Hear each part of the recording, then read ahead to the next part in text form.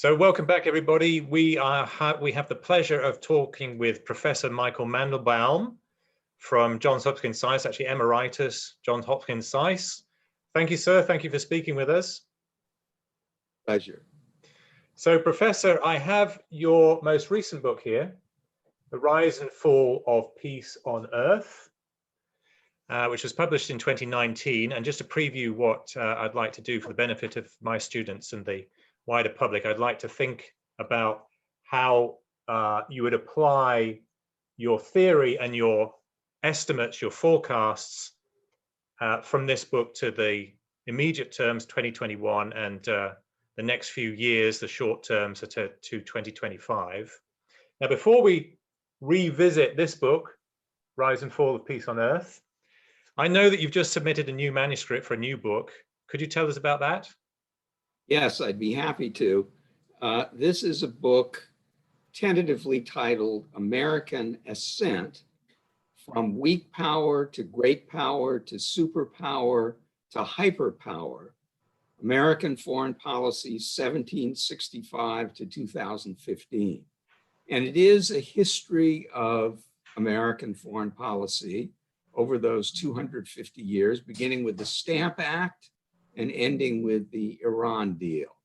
And it is a history, but it's a history with, if not necessarily a specific argument, certainly a framework. And that is that the United States underwent or experienced 4 distinct periods in its foreign policy, each one characterized by a particular status in the international order, a particular relative power position.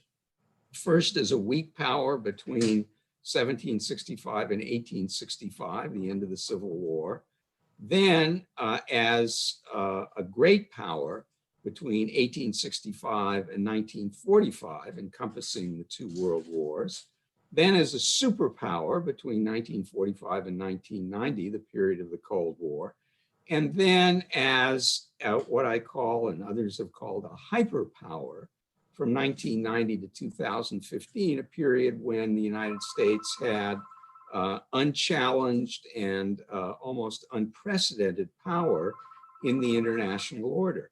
Anyway, that's what the book is about, and it covers all of the major issues in American foreign policy, all of the major wars, including some that may not be all that familiar to present-day readers, such as the War of 1812 and the Mexican War, both very interesting. The War of 1812 was perhaps the greatest fiasco in American history. The Mexican War was, in some ways, by some standards, the most successful. So that book will be published in the coming months, certainly no later than 2022, and I hope you and your students will be interested in it. It sounds huge, I must say. It sounds like a very impressive scope, certainly an impressive historical scope. It reminds me a lot of Walter McDougall's work. I don't know if you would draw that professional parallel. Yes, as a matter of fact, one of the books that inspired this book was his overview of American foreign policy called Promised Land, Crusader State. I think that's a very good book, and I used to assign it to my students when I was teaching. Yeah, well, worthy stable. Well, thank you, sir. So let's return to your most recent book, Rise and Fall of Peace on Earth. Now, there are 6 variables I think I would like to explore here. So in brief, to remind students that your theory here is that there were 3 main drivers, positive drivers towards peace in a particularly peaceful period from the end of the Cold War, 1989 until 2014, when it started to break down. One of them was economic interdependence, another was democracy, and then there was US hegemony, and what you're calling in your upcoming book, hyperpower, US hyperpower, essentially. And then by 2014, there are 3 negative drivers, and these are undemocratic, less economic interdependent, and rather anti-US states, Russia, China, and Iran. And they, with their nationalist revision of the system, their revisionism of the system anyway, their nationalist drivers towards revisionism, they end that 25-year period of peace. I think that sums up your thesis. So what I'd like to do is go through each of those drivers in turn and get your estimate of how strong the driver is, what direction it's taking, negative or positive, in the short term, 2021 to 2025. So maybe we could start with democracy, which is a very strong driver in your theory, and one, democratic peace and democratic victory theory, both theories that I work on myself. So maybe we could start with democracy. What's your assessment of the strength and direction of democracy as a driver of peace in the next few years? The surge in democracy that began really in the 1970s with the Portuguese Revolution has stalled, and some have said we're now in a democracy recession. In a curious sense, democracy is just as powerful as it ever was. And by that I mean that I believe that the aggressive, or perhaps to use a more neutral term, revisionist foreign policies of Russia, China, and Iran, which, as you rightly note, are major themes of the rise and fall of peace on earth, are motivated by in no small part, although not entirely, by each of their dictatorial governments' nervousness about democracy. The Russian, Chinese, and Iranian regimes have as their principal goal, although not their only one, to stay in power. And I believe that they feel threatened by the global rise and global presence of democracy. And they have adopted an aggressive nationalism as a way of ginning up support for themselves and putting themselves at odds with the democratic world by using nationalism as the basis for opposing the democracies in the United States. So on the one hand, it's clear that the progress of democracy, which was so remarkable in the 70s, 80s, and 90s, and into the first decade of this century, and incidentally, about which I wrote in a previous book of mine called Democracy's Good Name, that surge, that momentum has stalled. Democracy is not marching into the future, gathering more and more recruits as it did during those golden 25 years or so. And there has been a little backsliding, although I wouldn't overemphasize that. I don't regard what's happened in Hungary and Poland, in neither case reinforcing democracy, as being devastating blows against democracy in Europe, in the world, or even in some ways in those countries. So we are in an era when democracy has stalled, but when the specter of democracy, I think, does have a powerful effect on the governments of the three revisionist powers. And we can see that in Russia. We can see that in recent events in Russia. Mr. Navalny became the focal point of dissatisfaction with the Putin regime. The regime tried to kill him by poisoning him. He managed to escape death, recover, and then, contrary to, I think, most people's expectations, went right back to Russia. So the regime immediately arrested him, put him on trial in a kind of kangaroo court, sentenced him to prison, launched a campaign of propaganda against him, demonstrating how nervous he makes them and how, I think, insecure Putin and his coterie feel about their grip on power. Thank you, sir. So I'm just going to add some data in here on recent trends in dissatisfaction with democracy and also with democraticness. So you mentioned right at the end there that Navalny is the focus of Russian dissatisfaction. So he's the hope for those who are dissatisfied with Putin's form of democracy.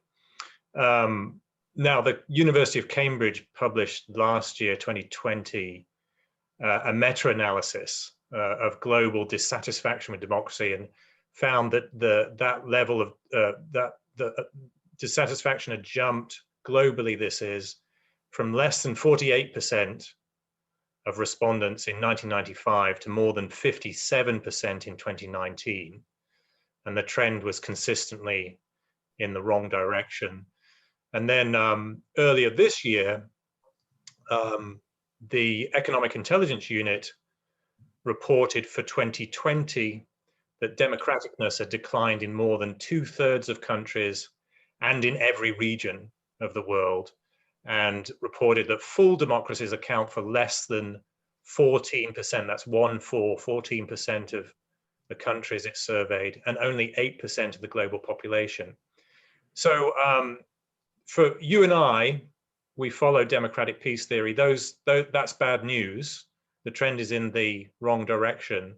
Do you yourself see that trend going in the right direction in the sort of time period we're talking about in the next few years?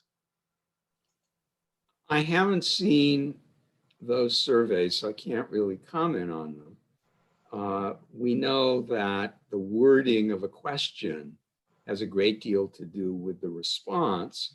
And I would think that we don't know whether, when people are asked whether they're satisfied or dissatisfied with democracy, their answer really goes to whether they're satisfied or dissatisfied with their current circumstances or with the current government. So I think that the democratic current in the world remains alive and remains strong. It seems to me that there are a number of countervailing forces. There are currents of illiberalism, even in the most democratic countries, including this one. I don't think they're the majority, and I don't think they're going to topple democratic governments. There are really two principal obstacles to democracy where it doesn't exist. One is, and this is a point that I make in The Rise and Fall of Peace on Earth and in my book about democracy, Democracy's Good Name, democracy is really a hybrid form of government, if properly understood. It combines two things that for most of history were thought to be incompatible. One is popular sovereignty, that is free and fair elections, but the other, which is older and just as important, if not more so, is liberty. Political liberty, religious liberty, and economic liberty. And until the 19th century, or certainly through the 18th century, countries where liberty obtained, mainly Great Britain and the United States, were places where democracy was feared because it was thought that if you give people power, they'll trample on liberties. In the 19th century, that proved not to be true. So that's not the biggest danger to democracy. The danger comes from the fact that liberty, which is at least half of democracy, requires things that it takes time to build and acquire: habits, values, practices, institutions. These things don't spring up overnight. They take time to mature, to grow, to take root, to strengthen, and they cannot really be imported from abroad. They have to be indigenous in some sense. So it's very difficult to take a country such as post-Soviet Russia in 1991, which had had no history of and no experience with democracy, and make it a democracy overnight. And simply holding elections was and is not enough. Free elections per se, by themselves, don't make a democracy. You need liberty as well, and that takes time. And in democracy's good name, I suggest ways that the institutions and values of liberty can take hold over time and have taken hold over time in various places. So that's one great problem for democracy. The other great obstacle to democracy, and one that is particularly powerful in the three countries that I discuss in the rise and fall of peace on earth, namely Russia, China, and Iran, is an undemocratic regime determined to hold on to power, wielding the instruments of repression and willing to use them. If a government is willing to shoot enough people, it can keep itself in power. And these three regimes do seem willing to do a lot of shooting. So the only way they can be removed is by outside force. Now, the Russian and Chinese governments are not going to be removed by outside force because they have nuclear weapons, and the outside force that could, in theory, remove them, namely the United States, is certainly not going to assault them, no matter how noble the purpose, and should not do so. The third country, Iran, is a different matter. The United States and its allies could overthrow the government of Iran just as they overthrew the government of Iraq, but the experience in the aftermath of the deposing of the authoritarian regime in Iraq is such that Americans have no taste for doing so. So the proximate, powerful obstacle to the inculcation of democracy in the three countries where its growth would make the most positive difference in the world, that obstacle seems, for the moment, immovable. Now, I would add one other thing. We learned from the overthrow of communism that even the most authoritarian government can be brought down by its own people. It requires an unusual confluence of circumstances, and we have no idea how close, if close at all, these countries are to having such circumstances in place. And we won't know unless and until their peaceful overthrow occurs, because almost by definition, democratic forces in authoritarian regimes spend most of their time underground, beneath the visibility of others and other countries. So I don't think democracy's prospects in general or in these three countries are hopeless, but I certainly can't say that democracy is imminent in any of them. Right. So thank you. Before we end a discussion of democracy as a driver, if I may, I'd like to press you on the liberty bit. So I agree. The liberty part of democracy, of at least liberal democracy, is important. It tends to drop out when people talk about democracy. They focus on the free and fair elections, and they forget the liberal part that essentially is codependent with the democraticness part. And there are plenty of people theorizing that democracy's recession is actually driven by recent technological and ideational changes, such as the growth of social media and the rise of the surveillance state on the back of social media and other technologies. Those things undermine the autonomy of the individual and make it easier for states to control their populations, or at least to influence. That maybe influence is a better word. Now, those technologies can also help people fighting for democracy, because it can help them organize online and things like that. But there are plenty of theories that think that the power shift has shifted towards the centralized state. And then there are ideational drivers against democracy, such as the rise of the administrative state, the supranational state, and other things that that for some theorists are driving against democracy in the longer term. And I just wonder how you feel about those theories.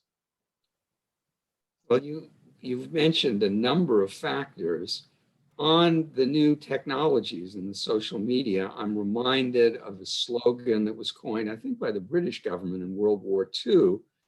In the war in Asia, at its beginning, the Japanese did very well, the British and then the Americans did poorly, and some British and American soldiers thought that the reason was that they had to fight, especially in Burma, in the jungle.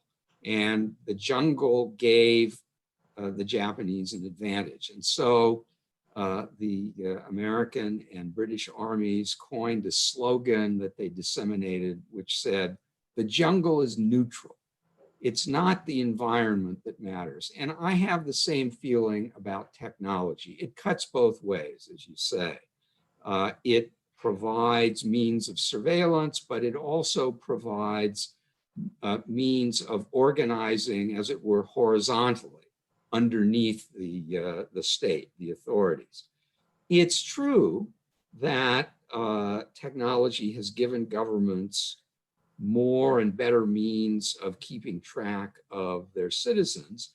But in this technology, as in military technology, there's a constant contest between offense and defense. Just as the Chinese government is thinking up ways to keep track of Chinese citizens, so individual Chinese citizens are finding ways to evade that surveillance. So I don't think that technology, or at least I suspect, I should say I suspect because we don't know. Technology is constantly evolving, but I suspect that the impact is neutral and that the fate of democracy will depend on other things. Thank you.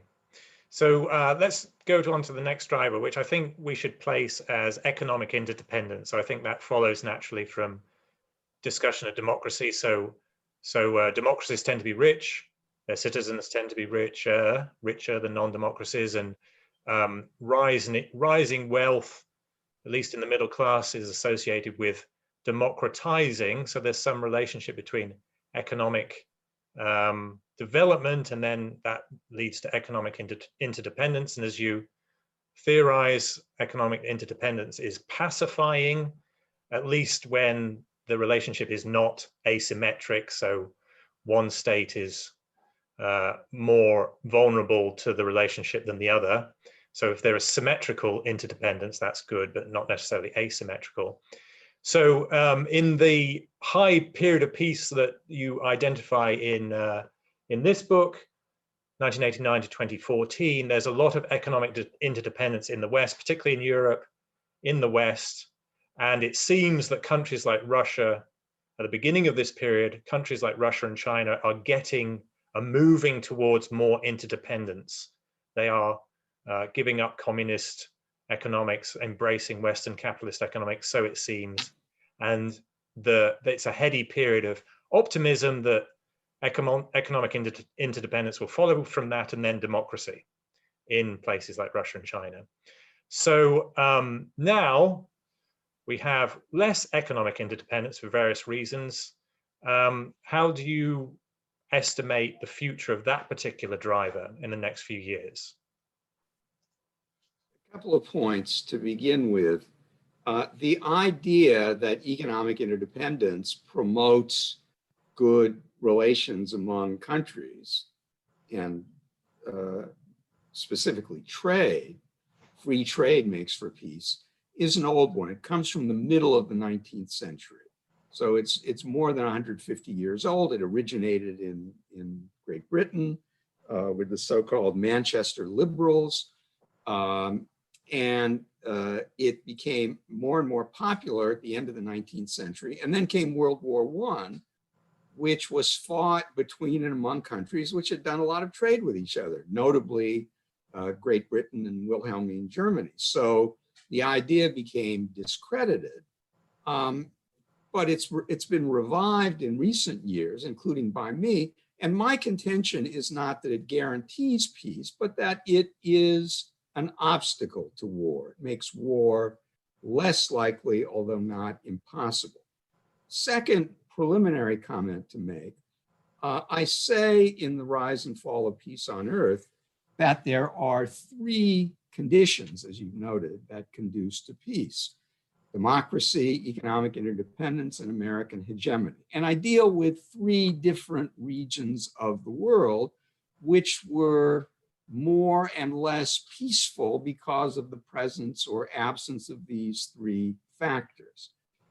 Europe was the most peaceful of all because it had economic interdependence, it had American hegemony, it had democracy, including in Russia for a while. East Asia was somewhat less peaceful because it had American hegemony and economic interdependence, but it didn't have democracy. At least it didn't have democracy in the most important country there, and that is China.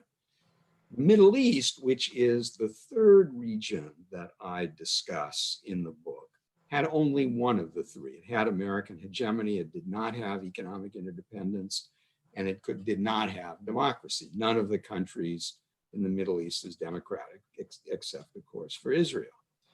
And so the degree of peace varied among these three regions.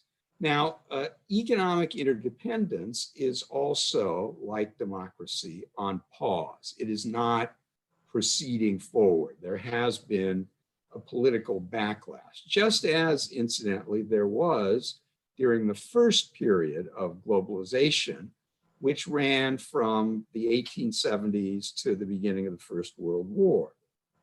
As economic interdependence increases, as trade is freer, countries as a whole tend to do better. They tend to win economically, but some workers, some industries, some sectors within each country lose because they fall victim to foreign competition, and there is a pushback.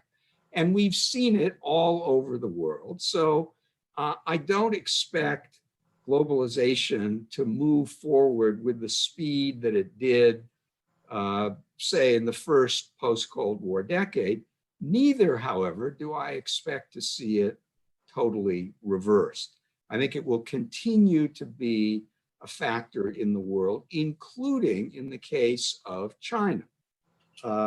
Recent events have caused other countries to worry about the extent to which they depend on China economically. And there is a movement to engage in what is being called decoupling. For example, the United States found that it depended on China for the equipment needed to deal with the pandemic, with surgical masks, among other things. And that dependence seemed, in retrospect, to be unwise. So there is an effort to diversify away from China, to repatriate some industries, simply to depend less on China. And I think that that process will continue, and it will not be confined simply to the United States. It will involve Europe as well. And most important of all, it will involve the other countries of East Asia, for each of whom I believe China is the leading trade partner. So there will be, I think, some pulling back, but that said, there will still, I believe, be extensive economic engagement with China. And that economic engagement, I think, acts as a brake on policies in both directions.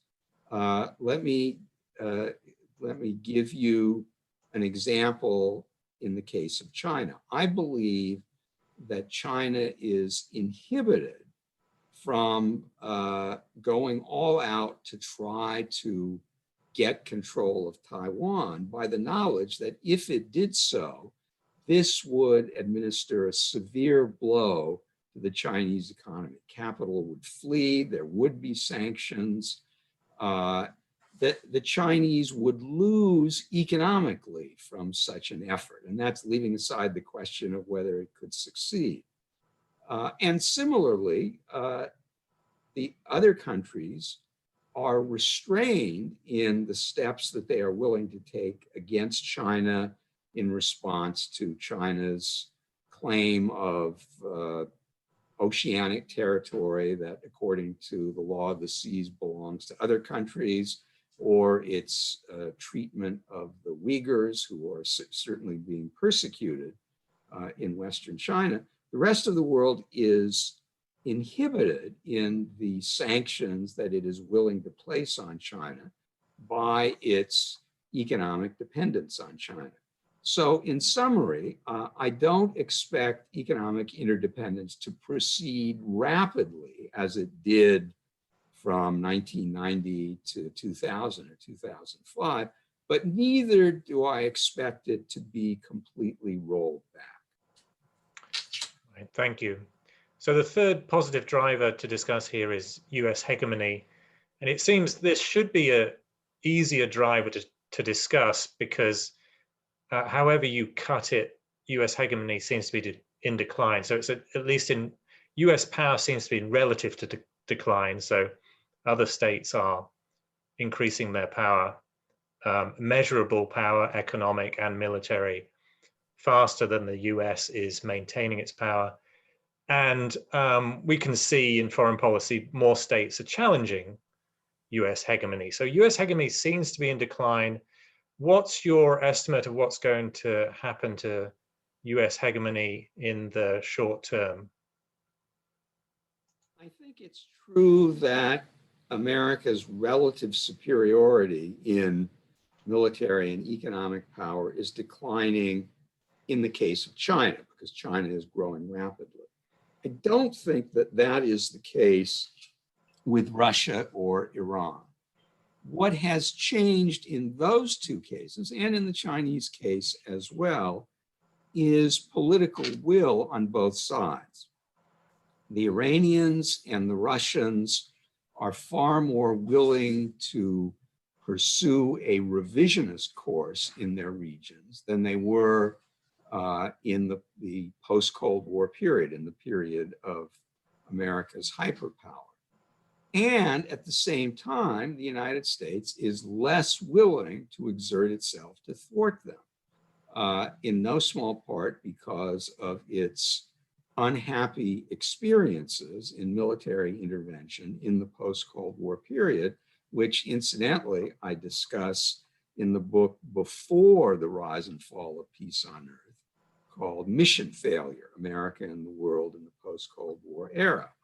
Americans, as it happens, and as I show in my forthcoming book, Americans have never been keen empire builders, and the American public has never been all that keen on being the world's policeman. It got drawn into that role after World War II by circumstances and maintained that role and still maintains it for a variety of reasons. But there isn't a kind of national vocation to sort out the problems of the rest of the world or even to oppose revisionists all over the globe.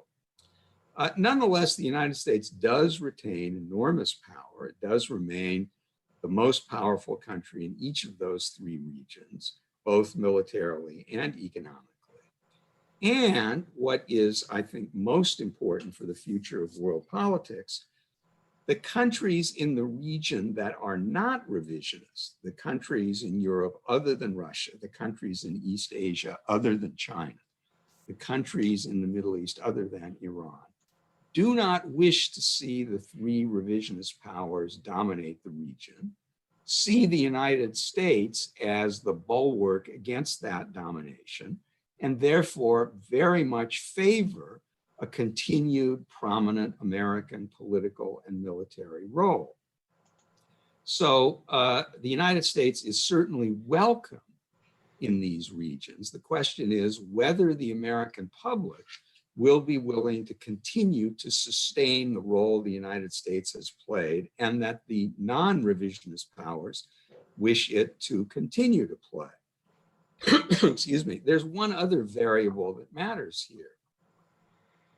Europeans do not want the Russians to dominate Europe, but they're not willing to do very much to prevent that. They're simply willing to let the United States pay the costs. Something similar is true in East Asia. The East Asians do not want China to dominate the region, but because they have such economic stakes in their relationship with China, they don't want to be out front calling out the Chinese for their revisionist aims and taking steps to block them. So although there is a latent coalition against China in East Asia, it's the United States that pays most of the cost. Now that is changing in East Asia slowly. It's not changing in Europe. And the Middle East is somewhat different because other countries, mainly the Arab countries, are indeed outspokenly opposed to Iran, but they aren't doing very much to thwart Iran because they can't do very much. These are not very capable states. The Saudis have a lot of military hardware, but they don't have much military power, much usable military power, as we can see from its poor performance in Yemen. The one country which is an ally of the United States, which shares its goal, which is concerned about the country seeking to revise the distribution of power in its region, and which is doing something about it, is in fact Israel. The Israelis are in a shooting war with Iran. Their goal is to keep Iran from establishing a foothold in Syria from which it could menace Israel. The Israelis have engaged in military operations for a couple of years and have been quite effective. So in this effort to push back on the revisionist powers, every other country is depending on the United States and doing very little itself, with the conspicuous exception of Israel. Well, thank you, sir. So I think we've got to move on to the negative drivers here. And if we may, we'll take them in the order you present them in the book, which is Russia, China, Iran. So Russia, we've already mentioned some recent developments in Russia. So Navalny's return to Moscow, brief return, and then he's put back in jail again. And that seems to, at least in the immediate term, stifle out the protests that that emerged on the streets in response to his effective denunciation of Putin's apparent multi-billion costing palace in a beautiful mountain location. So recent events are on our minds in Russia. What's your forecast of what's going to happen with Russian democracy, Russian foreign policy, and its neighbors' response to that in the next few years? Putin's popularity is clearly waning.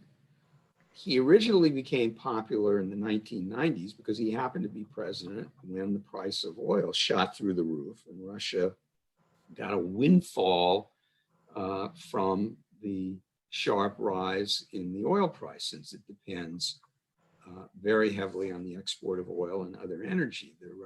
Putin was, as somebody put it, like the man playing the bass tuba the day it rained silver dollars.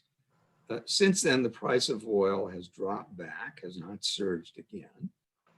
Putin's kleptocracy has done nothing to promote and something to inhibit economic growth.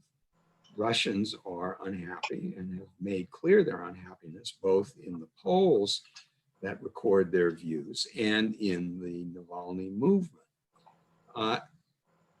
We know that Putin doesn't shy away from repression, although just how much repression he's willing to use, we don't know. We know also that when in the past he has felt his popularity waning, he has tried to rekindle it by foreign adventures, first in Ukraine and then in Syria. This suggests to me that as his popularity wanes, his neighbors have to be on their guard, and I would be particularly worried about the 3 Baltic countries, all of which are tiny, all of which have borders with Russia, all of which, as it happens, are part of NATO, that is Latvia, Lithuania, and Estonia.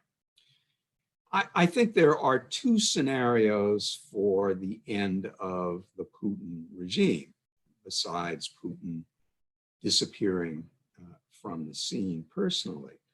One is that the people who are part of his entourage, especially the economic the economic beneficiaries of his largesse, the so-called oligarchs, decide that his mismanagement and the sanctions imposed by the West are costing them too much, and get together to ease him out and bring somebody else in who will be more flexible and a more acceptable face of Putinism to the West. I don't know what the chances of this are, but it seems to be possible. The other possibility is a repeat of 1989 in Eastern Europe and the so-called color revolutions in the former Soviet Union, especially in Ukraine, popular uprisings in which the elite splits, the security forces are unwilling to shoot, and the regime falls. Again, I don't know what the chances of that happening are, probably not high. And even if it happened, what would come afterwards, we simply don't know. So that's my judgment about Russia. China's next.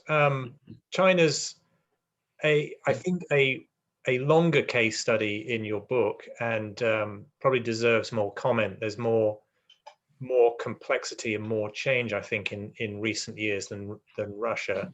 And as you mentioned earlier, China is closing the relative capability gap, relative power gap, much more quickly than any other state.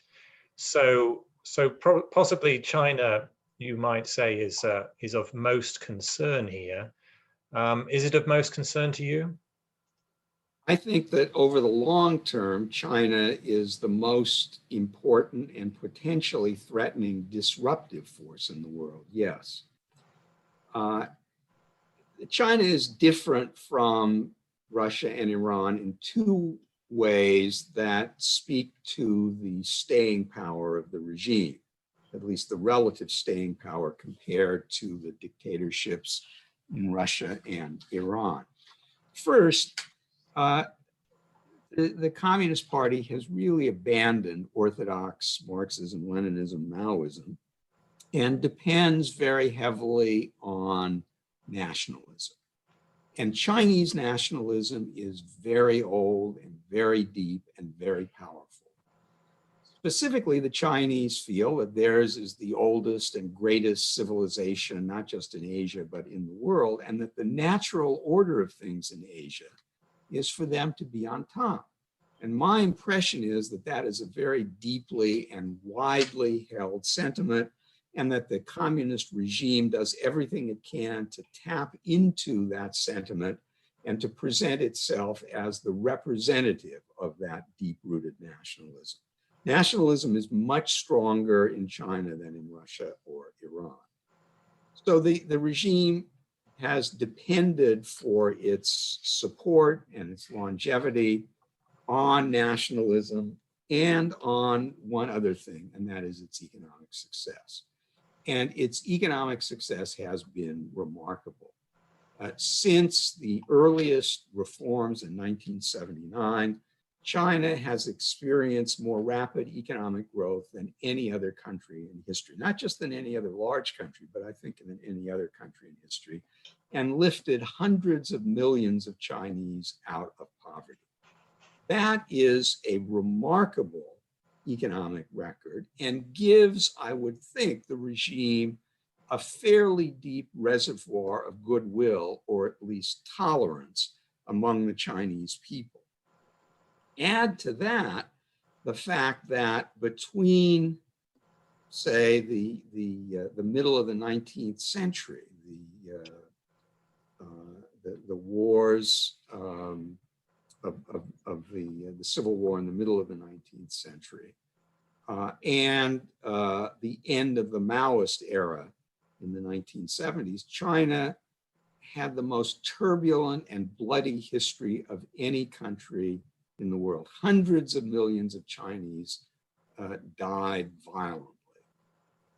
And the Chinese have a memory of that. And they, I would think, for that reason, even though the generation that experienced the last of these upheavals, the Cultural Revolution, is now passing from the scene, the Chinese, I would think, place a pretty high premium on stability, given the instability that they've experienced and the cost of it.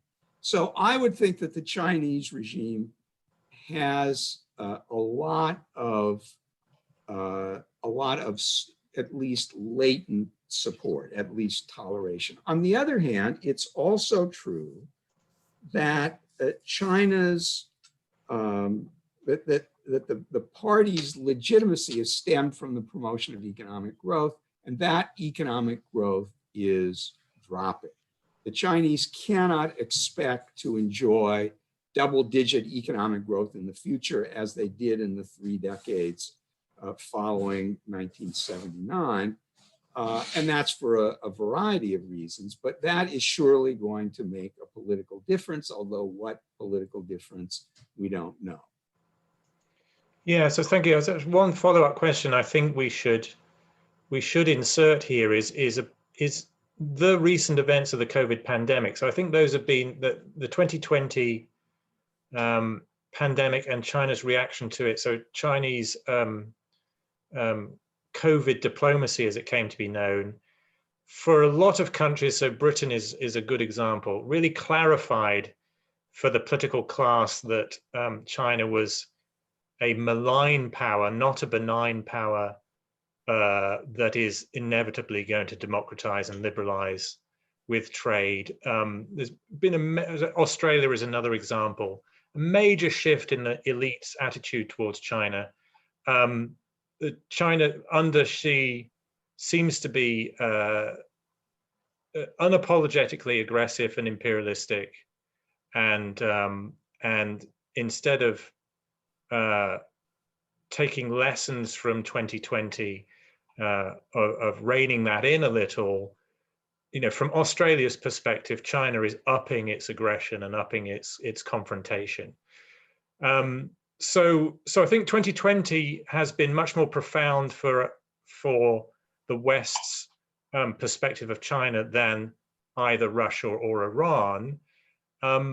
Does this change in elite attitudes cut any ice with you in terms of the sort of short-term effects you've talked about in the book, such as the illegitimacy of the regime? So China has an internal problem defending its legitimacy, and there are rumored to be there's pushback within the political class in China against Xi's apparent what should we call it, rough riding over his relationships with other countries. So it may have an extra legitimacy problem in 2021 than it did in 2020. And then, as you mentioned, the other thing to mention that you discuss very well in the book is that both Russia and China may have an incentive to grab power as quickly as possible, to grab certainly territory. That's been Russia's strategy in the short term, because the demographic challenges in the long term are going in the wrong direction. So Russia has a declining population. China is facing a declining population because of its one-child policy. So there are these apparent drivers towards China being actually more aggressive in the short term. So Dan Blumenthal of AEI, the American Enterprise Institute, has just put out a very recent book in the last few months, where he warns that China could be more dangerous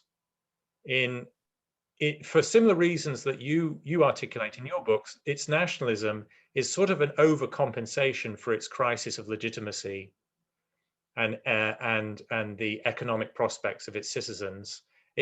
So for Dan Blumenthal, China could lash out internationally in order to overcompensate for its internal problems.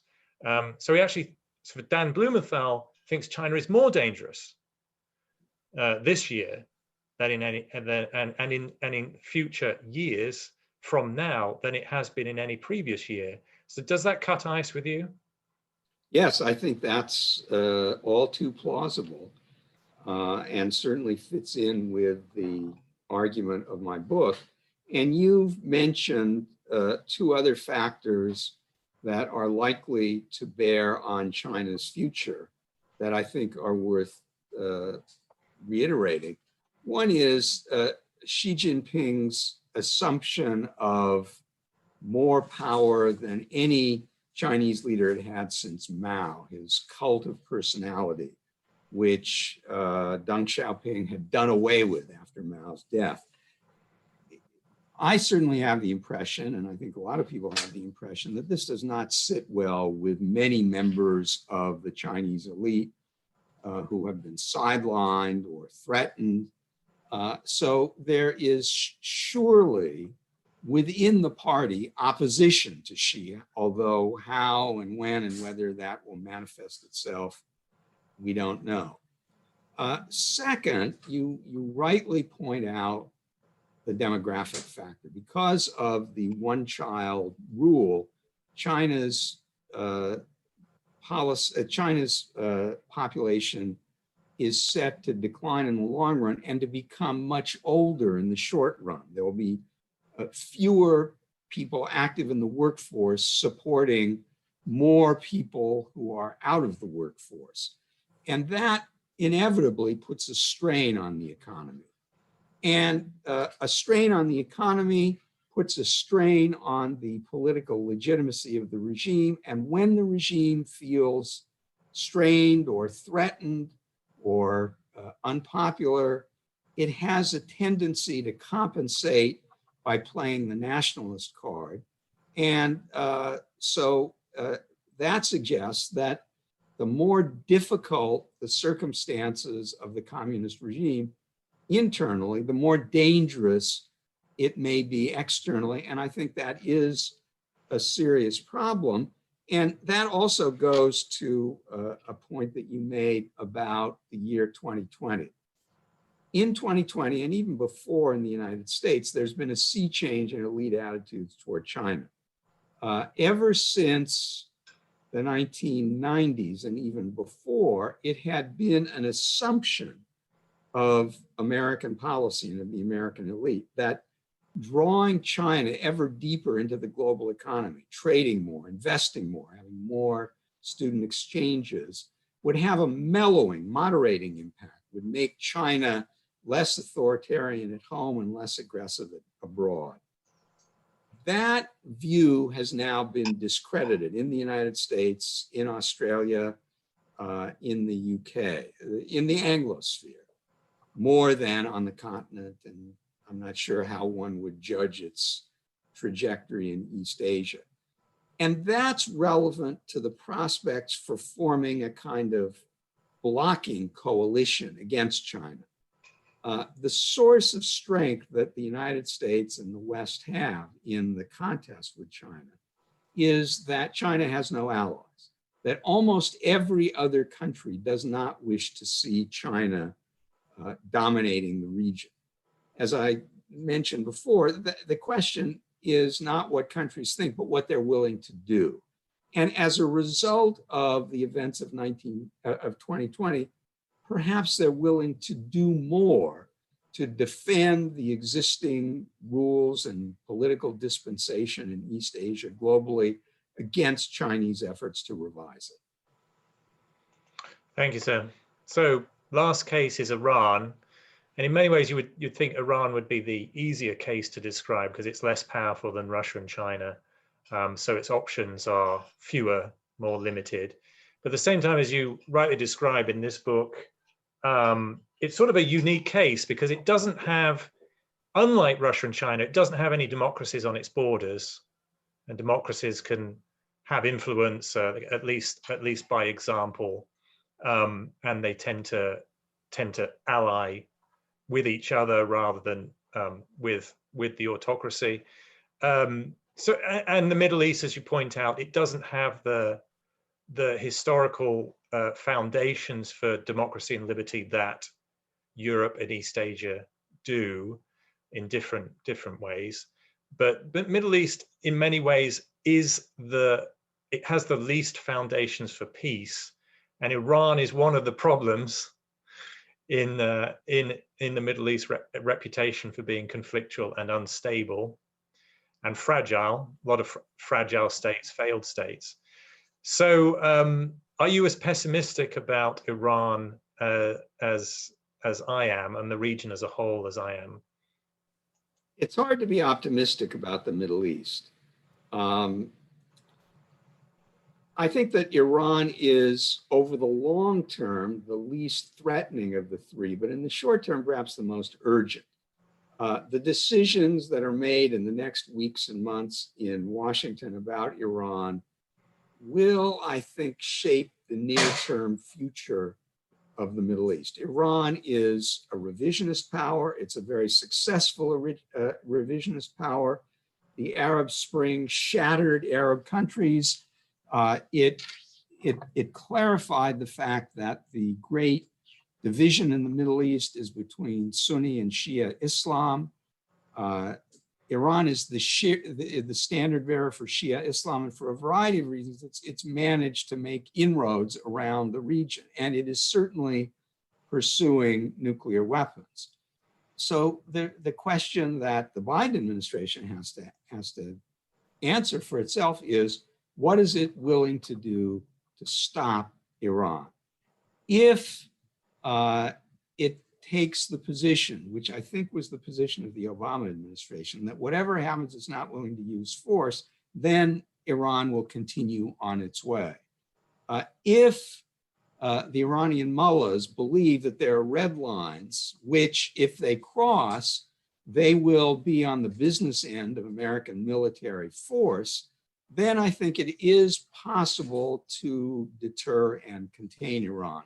But my judgment at the moment is that it depends on what is decided in Washington and decided over the next 6 months. Yes, thank you. So if I may, I'm going to press you on the options, the dilemmas that the new Biden administration is facing with Iran, because you foretell some of those dilemmas in this book by reviewing the Obama administration's policies towards Iran, of an administration of which Biden was vice president. And you are quite clear that you found the Obama administration in too much of a rush to make some sort of agreement with Iran on its nuclear program, so that the Obama administration could chalk up an agreement, and that includes John Kerry. He wanted, as you describe it, Kerry wanted an agreement with Iran on the nuclear program as a culmination to his diplomatic career, and Obama was in a rush to reach that agreement, and that caused him to turn a blind eye to Iran's ongoing international terrorism and insurgency sponsorship and destabilization of the Middle East, particularly Syria.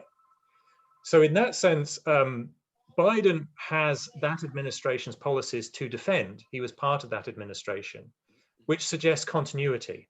Or after the Trump administration, it suggests a return to the Obama's posture towards Iran, which is to turn a blind eye, to restore the nuclear program agreement, which you have problems with the same as I do. So if I can push you in two ways, do you foresee the Biden administration just resetting to the Obama administration's policy? That's number one. And number two, what should the administration be doing with Iran? It is a dilemma because on the one hand, the people populating the upper reaches of the Biden foreign policy team were part of the Obama administration, took an active role in negotiating the JCPOA, and we're proud of it. But it's also clear that it hasn't worked out exactly as they had hoped and expected. But on the third hand, They want to be different from Trump in any and every way, which is true of most incoming administrations, probably more true of this one than most. Their initial position has been to have it both ways. Biden's position has been, we're going to re-enter the JCPOA, the nuclear agreement, but then we're going to improve it. I don't think that's at all plausible, because re-entering the agreement means abandoning the sanctions, the economic sanctions against Iran that were in place when Obama came to office. He took them off as part of the deal. Trump reimposed them. If you take them off again, you don't have any leverage to get the Iranians to address other issues. So I think that simply isn't going to work. They're going to have to decide. Are they going to continue pressure, which was the Trump policy, or are they going to go back to the Obama administration, the subtext of which was, we're leaving the Middle East, good luck, fellas. There's during the Vietnam War, when Nixon was trying to wind it down without losing South Vietnam, his national security advisor, who then became Secretary of State, Henry Kissinger, said in a perhaps indiscreet moment that the goal of the United States in Vietnam was a, quote, decent interval between the time the United States left and the time South Vietnam fell. It has seemed to me that the Obama policy was to get a decent interval between the time the United States gives up on stopping the Iranian nuclear program and the time that Iran gets nuclear weapons. So those are the two choices. The Biden administration, naturally, as anyone would, is looking for middle ground. I don't think there is one. I think it's got to choose one or the other. Which one it will choose, I don't know. Thank you, sir. So to finish this discussion, I'm just going to ask you, I'm going to really put you on the spot here to choose one of two words to describe your position since you wrote The Rise and Fall of Peace on Earth, which was published in 2019. I guess you probably finished writing it towards the end of 2018. So since that time, we're now talking in February 2021. If you had to choose between these words, optimistic, are you more optimistic or more pessimistic since you wrote the book? Which would you choose to say? I suppose cautiously pessimistic. But I would remind you that I end the book with a conundrum, which is we know how to bring peace to the world. We know what peace requires. It requires democracy. The democratic peace theory is broadly right.